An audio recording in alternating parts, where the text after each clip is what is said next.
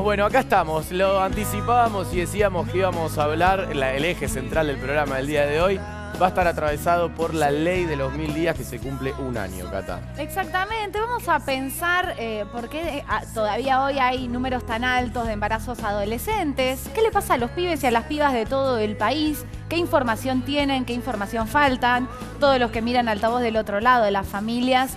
Saben que tenemos una columna semanal acá de educación sexual integral, también otra de responsabilidad afectiva, donde también pensamos la ESI desde otros puntos de vista con Luciano Lutero. Pero hoy queremos arrancar el programa escuchando historias en primera persona. Sí, y además lo vamos a tener a Lutero también. Lo vamos a tener a Lutero, vamos a hablar con el Ministerio de Salud, vamos a hablar de muchas cosas, pero antes queremos escuchar a los jóvenes y también historias en primera persona, y por eso la tenemos a Gabriela, que es nuestra invitada, para que ella cuente en primera persona su historia. ¿Cómo estás, Gabriela? Bienvenida al programa de la Juventud. Gracias. ¿Todo bien? Gracias, todo muy bien. Bien. ¿De dónde sos, Gabriela? De acá de Capital. De acá, Capital. ¿Barrio? Flores. Flores, muy bien, cerquita.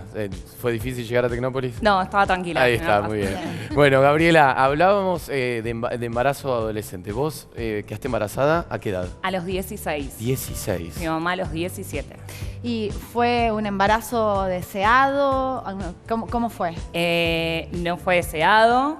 Sí, a ver, quisimos tener a nuestro hijo. ¿Estabas de novia en ese Estaba de novia en ese momento con el papá de mi hijo. Quisieron tener, decís, ¿cuándo te enteraste? Cuando nos enteramos que Valentín estaba en camino, decidimos tenerlo. ¿Cuánto tiene Valentín hoy? Al día de hoy, 14 años. 14 años. Sí. ¿Y cómo fue entonces? Y fue una noticia heavy. Teniendo 16 años fue como fuerte. Porque usted, perdón que te interrumpa, No, pero por favor. ustedes estaban de novios y no tenían planeado eso, no se cuidaban, ¿qué Nos pasó? cuidábamos, tuvimos un descuido, falta de información por sobre todas las cosas. Y bueno, nos encontramos con que estaba embarazada y decidimos los dos continuar con el embarazo. Oculté mi embarazo a toda mi familia, a todos mis amigos, a toda la gente que me rodeaba. ¿Cómo que ocultaste? Lo oculté, nadie sabía que estaba embarazada. ¿Y cuántos meses lo ocultaste? Hasta el día que Valentín nació. ¿Cómo? Cargando. ¿Pero que tenías El la día panza? ¿no? Tenía una panza muy particular, que digamos que acompañó la situación. Si vos me veías parecía una chica que había subido de peso y no que estaba embarazada. Bien. Y un día me levanté y me presenté a mi mamá, le dije, mamá, voy a ser mamá, estoy embarazada, vamos al hospital porque van a ser tu nieto. Y así, de un día para el otro, Valentín llegó, nadie sabía. ¿Y cuál fue la reacción de tu madre en ese momento que le pregunté? Y fue un shock para todos, no solo para mi mamá, para todas mis familias, yo estaba yendo al colegio. ¿Y en el colegio cómo fue? ¿Cómo tomó la noticia? El colegio, la verdad que se lo tomó muy bien. Ah, qué bueno. Me permitieron a mí terminar mi 5º año de colegio. Se portaron de maravilla mis compañeros de colegio, la institución de por sí, cero problema. Al contrario, no tengo más que palabras de agradecimiento para ellos que me permitieron a mí terminar con mis estudios, que eso también me abrió la puerta para un montón de cosas que vinieron después. Y sí, fue como un cimbronazo familiar de un lado y del otro bastante Claro, heavy. pero pará, ¿cómo llevaste ese embarazo ocultándolo sola? Sí. Digo, si vos me preguntás por qué lo ¿tomabas hice... alcohol, por ejemplo? No, ¿Comías cosas? No, No. nada. ¿Y los controles médicos, por ejemplo? Claro. Tuve un solo control médico, un día que me sentí mal, me escapé a la guardia, porque también era un tema, ¿viste? Que una chica de 16 años entrara a la guardia y dijera, hola, ¿qué tal? Estoy embarazada, me Claro. voy a atender. ¿Cómo te trataban los médicos en esa Tuve situación? médicos que me trataron bien y otros que no. Mirá. Como ¿Qué todo, significa que no? no? No solamente los médicos. ¿Qué significa que no te trataron bien? Y había como una mirada de tan chiquita, como medio Claro. irresponsable, que pasó, y a veces me pasaba cuando iba incluso a controles médicos con mi hijo, que en vez de hablarme a mí, le hablaban a mi mamá. Ah, eso te pasó mucho. Sí, un montón de veces. ¿Sentís que esa mirada que tenías vos a los 16 años, los médicos tenían sobre vos, sigue estando hoy en día? Sí. ¿O pensás que a los pibes, a las pibas que quedan embarazadas a corta edad, tienen como un poco más de tacto ahora? No, yo creo que como sociedad nos falta un montón para dejar de mirar un poco torcido, si se quiere, a la gente que está transitando una situación así. Creo que igual avanzamos un montón. Incluso hoy cuando venía pensaba todo lo que se había avanzado desde estos 14 años de Valen, las chicas que por ahí hoy están transitando un embarazo no son las mismas que eran hace 14 años atrás. Pero sí, me encontré con situaciones en las cuales no estaba bueno cómo me trataban a mí incluso hasta mi hijo escuchando esa situación, porque Valen también fue creciendo y todavía yo tenía cara de nena y era, ahí viene tu hermanita. Te decían, eso te iba a preguntar, si te confundían por hermana con... Sí, con todo tu el hijo. tiempo. De hecho, durante el primer año de colegio de Valen me la pasé explicando que yo era la mamá y no la hermana. ¿Cómo era eso? Y yo llegaba a buscar al nene en el colegio y de repente salía la maestra, que ya me conocía hace un año, y se daba vuelta y le decía a los compañeros, Valen, te vine a buscar tu hermanita, Bueno, y la yo maestra también. quería morir. ¿Y le pudiste responder alguna No. vez? No, porque en ese momento yo era muy chica. ¿Pero era por desconocimiento o lo No, la maestra sabía perfectamente que yo era... Lo que pasa es que a la imagen, yo era tan niña que daba que no era su mamá. Gabriela, vos recién hablabas de lo importante del colegio, ¿no? Del apoyo. Yo tuve compañeros que fueron hijos de madres adolescentes y tuve compañeras que fueron madres adolescentes en cuarto y en quinto año. Y también recuerdo que el colegio apoyó mucho, por eso también el hijo de esta madre adolescente era compañero mío, porque la madre había ido al colegio, y los hijos y las hijas de mis compañeras también fueron al mismo colegio.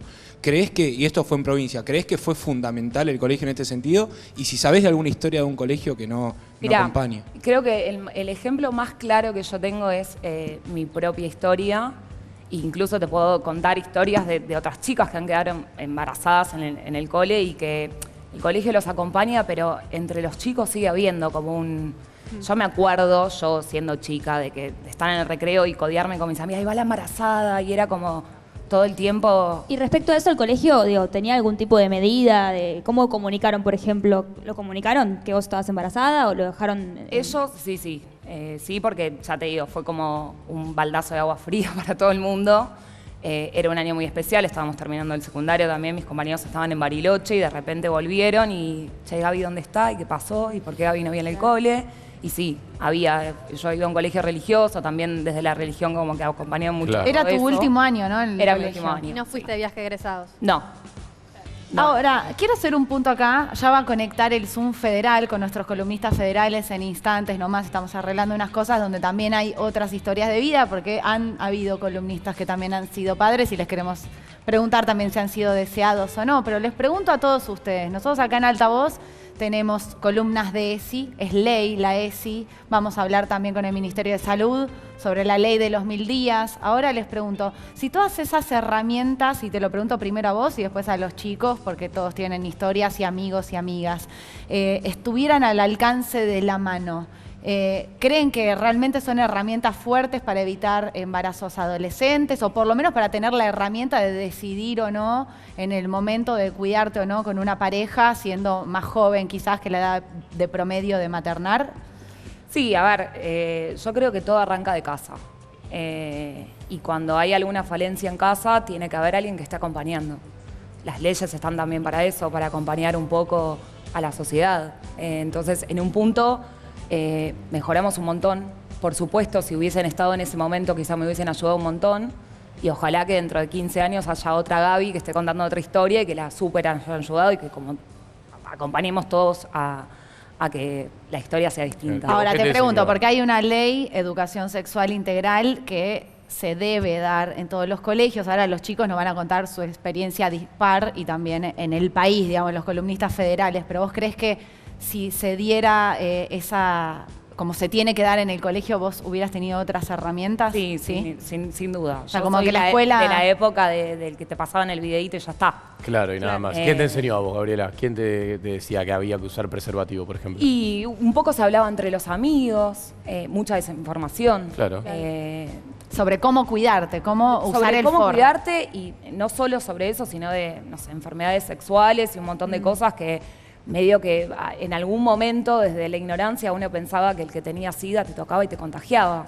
Y ¿Cuánto después- cambió? Les pregunto a los chicos, que los quiero escuchar a ustedes. ¿Cuánto cambió eso a lo que está contando? ¿Cuántos años tenés vos, Gabriela, ahora? 31. 31. ¿Cuánto sienten que cambió hoy ustedes que acaban de terminar el colegio? Yo creo que si cambió, no quiero ser negativa, pero si cambió es porque ahora con internet y demás nosotros pudimos empezar a averiguar. Me acuerdo de estar en el secundario, todos tratando de buscar la información que habíamos conseguido, que habíamos buscado a ver cómo te prevenías de una enfermedad. Digo, teníamos muchas dudas y no tuvimos educación sexual integral. Digo, yo hace 3 años que me egresé y solo nos contaron una vez, me acuerdo, en primer año, en un desodorante nos pusieron un preservativo pero por ejemplo no sabíamos cómo cuidarnos, digo, tampoco sabíamos que, por ejemplo, no sé, con el sexo oral también te podías contagiar, entonces no teníamos muchas herramientas, era lo que alguien encontró en internet buscando. En las redes.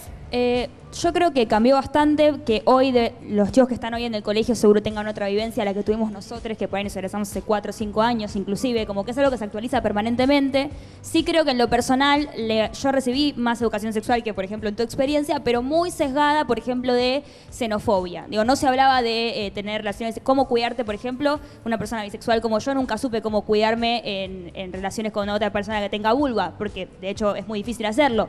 Digo, como que la información sigue siendo limitada y sigue siendo con una perspectiva bastante heteronormada, xenofóbica. Falta un poco ampliar, que se hablen de otras sexualidades, digamos. Sí. Siempre que escuchamos estas historias, además encontramos que están atravesadas por el miedo, o el miedo que generalmente siempre tiende a ser a lo desconocido, que puede ser, o sea, que son miedos fundados, lógicamente, pero son o a la estigmatización desde la familia hasta de los círculos íntimos, o mismo el desconocimiento de cómo es transitar un embarazo, o cómo te afecta una enfermedad, o un montón de cosas que capaz nos explican o no, y cuando nos explican muy por arriba, y ahí sí comparto lo que dice Ine, terminamos como ampliando, bueno, a ver, googlealo y fíjate qué pasa así, porque no nos explican en totalidad. Y bueno, capaz también preguntarle a Gaby si vos crees que hubieras tenido menos miedo o si hubieras decidido no ocultarlo de tener otra educación. Sí, aparte uno con el diario del día después, por supuesto que me arrepentí de haberlo ocultado, de que mi familia me haya acompañado, de poder tener un embarazo mucho más controlado del que tuve. Pero sí, por supuesto.